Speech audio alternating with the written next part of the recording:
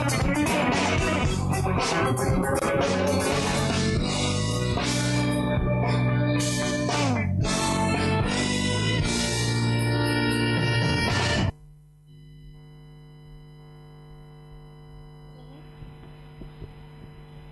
terima kasih Mas Hendra dari FPIK. Apa yang menyebabkan pergeseran masyarakat? Sebetulnya kita pergeseran itu wajar ya, karena itu sebuah dinamika. Kamu yang tanya. Pergeseran itu sebuah dinamika. Kita tahu kalau misalkan ada kalian tahu ya landak, tapi landak itu kan di Indonesia ya. Kalau di negara yang dingin sana, landak itu ketika dia tersinggung sedikit, misalnya saya bersinggungan dengan Pak Arif gitu, maka si landak, ini bukan landak ya panjangannya, tapi si landak ini kan akan mengeluarkan durinya. Saya pun juga akan mengeluarkan duri saya ketika beliau mengembangkan si duri-duri landak itu.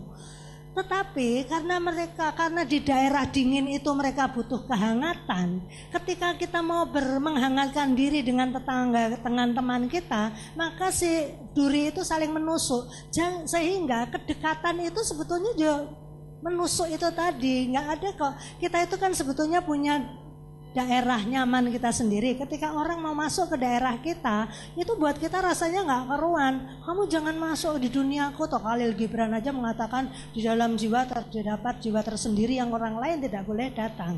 Nah, apa sebetulnya yang menyebabkan pergeseran itu?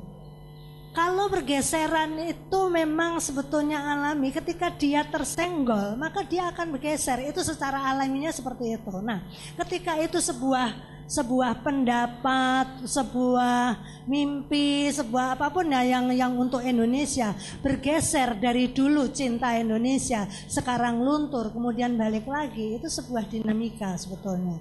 Jadi kalau saya katakan pergeseran itu mau dipandang dari sudut mananya.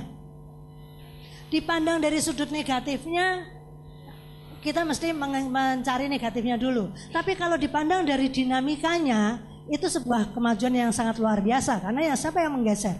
Pemuda biasanya, gitu ya.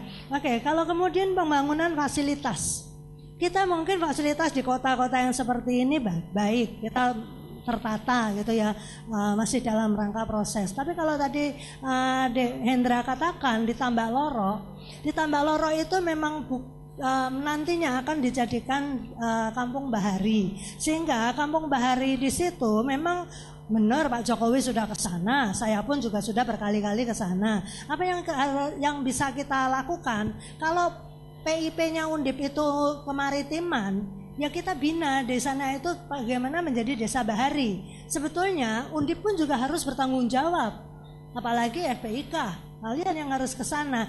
Ketika di sana ada satu sekolah yang di pojokan sana, kemudian MCK-nya juga itu kan sebetulnya tanggung jawab adik-adik mahasiswa di sini untuk jangan diam melihat sesuatu yang tidak baik. Mungut sampah aja deh. Tadi Pak Kris juga sudah katakan ya, nanti kalau sampahnya ada di sini, lebih baik ditinggal cari tempat sampah di sana. Itu kan hal-hal yang sangat luar biasa. Ada kok fasilitas gitu ya. Kemudian yang Mas Agus dari FIB itu Fakultas Ilmu Budaya gitu ya. Kalau target pembangunan itu kan yang penting pemuda. Kemudian mental apa yang harus kita revolusi? Begini, kalau kita mau merevolusi mental kita itu banyak banget kok sebetulnya. Kita di Indonesia itu ada 4 krisis. Krisis jati diri, krisis ideologi, krisis karakter, sama krisis kepercayaan. Apa yang mau kita revolusi? Mental apa? Mental berideologi, mental mencari jati diri. Kalau kemudian kita mencari mentalnya kita misalnya begini. Pasti aku ini kan orang yang biasa aja. Aku kan sering diomongin nggak bagus, ya udah. Terus ketika orang disuruh maju, enggak, kamu aja gitu ya. Lama-lama kan mundur, kita nggak ngerti mana orang tersebut. Akhirnya mendelep nggak kelihatan. Nah, mental seperti inikah yang diharapkan di mahasiswa? Enggak. ketika mahasiswa ditanya, saya nggak menyalahkan ya, setiap seseorang ditanya, kemudian siapa yang tahu rumus apa gitu misalkan ya, mesti kan pakai nunduk, pelira, peliri, itu mental kayak gitu, itu dari mana? Nah, apa yang kalau ada pertanyaannya, mental apa yang perlu dibenahi? Kalau saya boleh bilang dan setiap orang hampir mengatakan sama dengan saya, adalah pendidikan. Mendidik apapun, mendidik akhlak, mendidik berbahasa, mendidik bertampil percaya diri, mendidik mencintai bangsa. Justru di Departemen Pendidikan harusnya ada perombakan yang sangat luar biasa.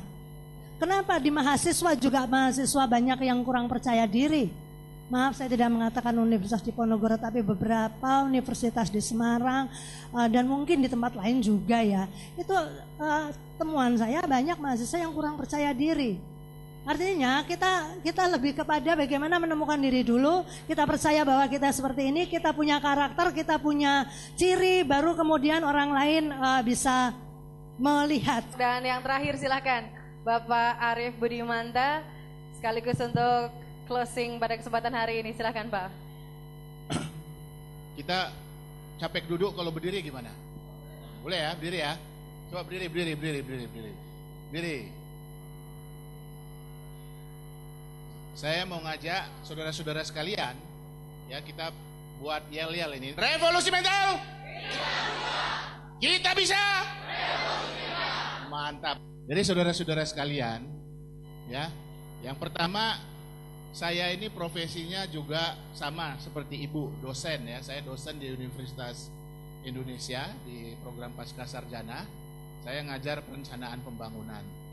Nah, dalam perencanaan pembangunan itu, ya, pada akhirnya nanti yang menggerakkan perencanaan pembangunan itu adalah sebuah proses perubahan yang sistematis dan terencana. Perubahan ini bukan hanya perubahan fisik dari sekedar tanah, kemudian di atasnya ada gedung, ada jalan, ada bioskop dan seterusnya, tetapi juga perubahan sosial. Di dalamnya juga ada perubahan sosial. Siapa yang melakukan perubahan sosial? Kita. Kita semua yang hadir di sini.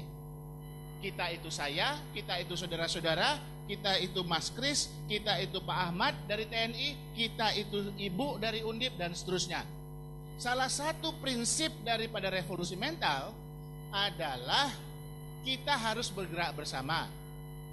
Apa yang kita sebut dengan membangun satu konsorsium. Membangun satu konsorsium bersama. Yang paling sederhana tadi soal masalah kebersihan, ya. Tadi ya kebersihan ya. Tadi disebut kita mau buang sampah, tapi tempat sampahnya nggak ada. Nah, kenapa? Nah, si Mas siapa tadi namanya? Mas Hendra tadi mengatakan kita mau bersih-bersih, mau rajin buang sampah, tapi tempat sampahnya nggak ada, tempat pembuangan sementaranya nggak ada. Ya, itu kemudian menjadi tugas siapa? Pertanyaannya kan seperti itu. Ya kan, itu menjadi tugas siapa? Oke, tugas pemerintah untuk menyediakan tempat sampah. Tapi pemerintah juga punya keterbatasan. Kenapa misalnya kita dalam huruf besar kapital. Kenapa kita tidak mengambil inisiatif bersama, berpikir bersama? Ya, karena revolusi mental tanpa inisiatif dari kita semua, yang kecil-kecil tadi, yang dikatakan oleh Ibu tadi, mulai dari yang sederhana, mulai dari yang kecil-kecil. Makanya kemudian dalam revolusi mental direncanakan berproses dalam tahun depan ada namanya Gerakan Indonesia Bersih.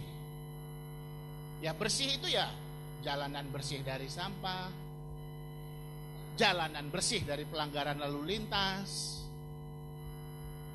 Bersih itu bersih lahir dan batin. Tapi kita mulai dari yang wilayah-wilayah publik dulu. Karena revolusi mental, ya, revolusi mental itu adalah perubahan terhadap sebuah moralitas publik. bukan moralitas privat. Kalau privat itu urusan masing-masing, pertanggungjawabannya kepada Tuhan. Ya, tapi ini publik. Sampah itu kan publik. Ya. Persoalan ketertiban dalam lalu lintas itu kan publik.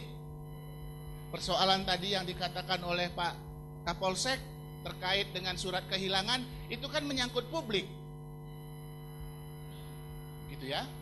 Jadi sekali lagi saudara-saudara sekalian, ya, para generasi muda harapan bangsa, generasi Y generation, ya, kita harus bangkit, kita harus berubah, inisiatif harus kita bangun bersama-sama. Ya, kalau saudara-saudara punya inisiatif, silakan hubungi. Bisa hubungin saya, bisa hubungin Sekretariat Revolusi Mental di Jakarta. Ada inisiatif-inisiatif yang ingin saudara lakukan, ada inisiatif yang sudah saudara lakukan, berbagai macam inisiatif itu. Yang penting ingat, ya, ada 3 nilai utama yang akan kita kampanyekan, yang akan kita lakukan perubahan, bahwa bangsa ini harus menjadi bangsa apa tadi? 1, bangsa apa yang mana? Berintegritas. Kemudian yang kedua, harus memiliki bangsa yang memiliki apa? Etos kerja yang tinggi. Dan integritas etos kerja ini tidak bisa dikerjakan sendiri-sendiri, tetapi harus dikerjakan secara bergotong royong. Nah, 3 values ini mari kita bangun inisiatifnya di lingkungan kita masing-masing.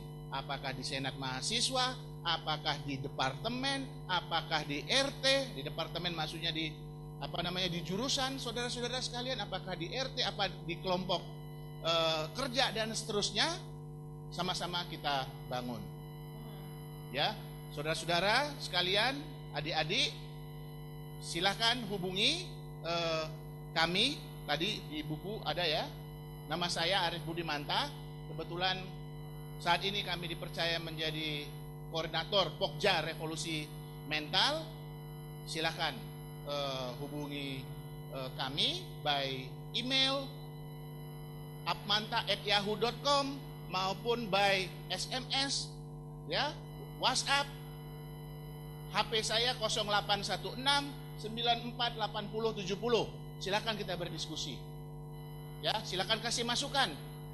Apa yang paling baik harus kita lakukan dalam program Revolusi Mental ini? Saya rasa itu Ibu moderator yang cantik.